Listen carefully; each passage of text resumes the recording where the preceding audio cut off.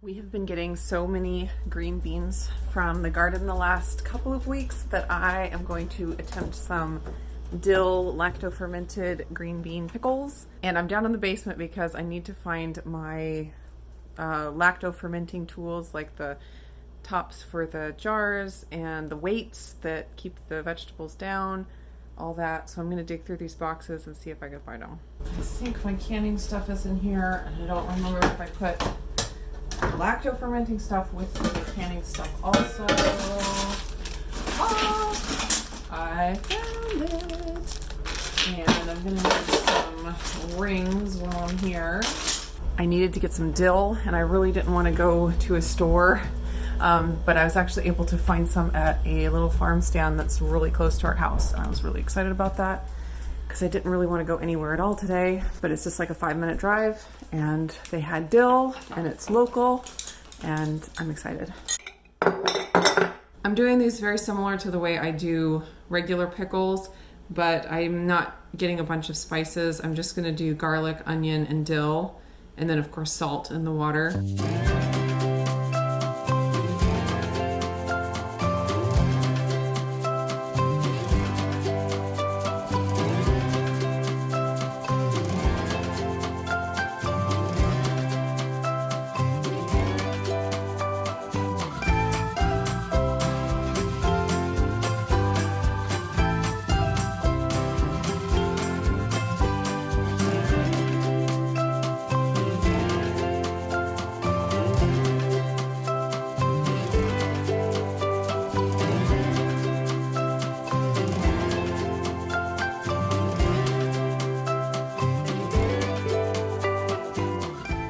Here is my huge load of green beans from a couple different harvests last few days, and we've been eating them.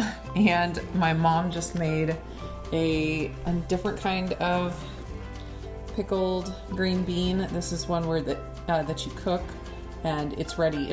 She made it this afternoon. It'll be ready tomorrow. So it's not the lacto-fermented kind, but that just shows you how many green beans we're getting out of the garden right now.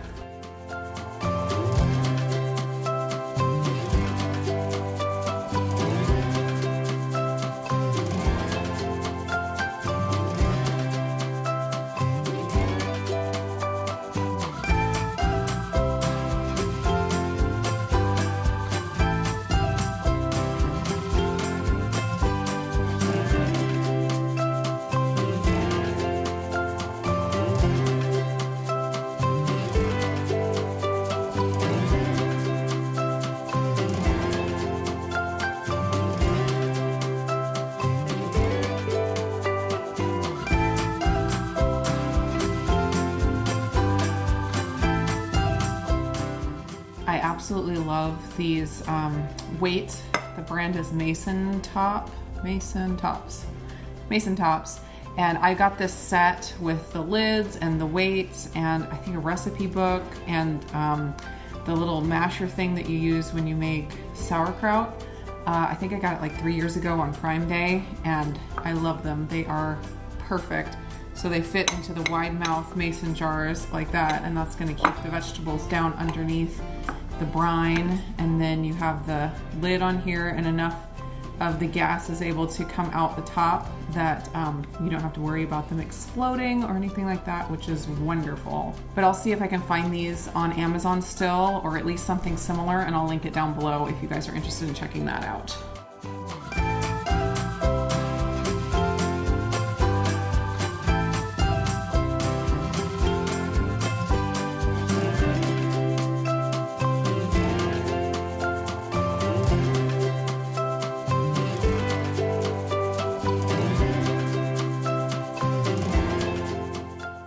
So for the brine, I'm doing 5 tablespoons of salt per 2 quarts of water.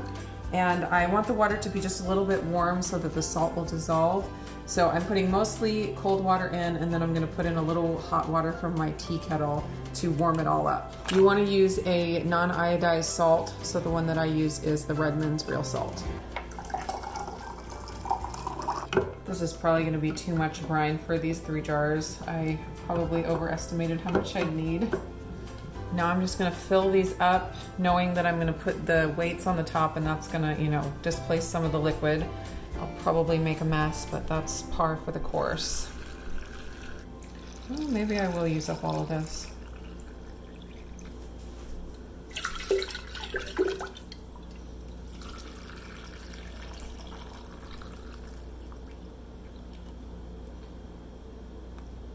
That wasn't too bad. Now I'm putting my weights on there.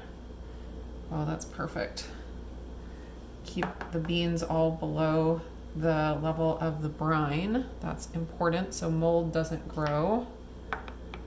Oh, I knew I was gonna make a mess. Now I'm gonna put my tops and rings on, and these will be ready to throw in a corner and let sit for probably 1 to 3 weeks. I'm gonna start tasting the beans at 1 week, and then when they're about to the, you know, flavor that we like, I will move them to the fridge.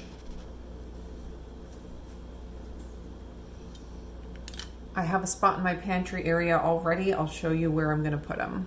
So back in the bottom of my pantry, I have this dark little shelf that is out of the way, and I thought it would be a good place to stick those. They just need to be in a cool, dark place that they're not going to be disturbed too much. And as they ferment, they can bubble out some liquid, so I always put a towel down just in case, and I will just try to forget about these for the next week until I test them out. The green beans have been here for just one night, but I just love how vibrant green they are. Right at the beginning, they get duller green as they ferment, but I just think they look so pretty right at first.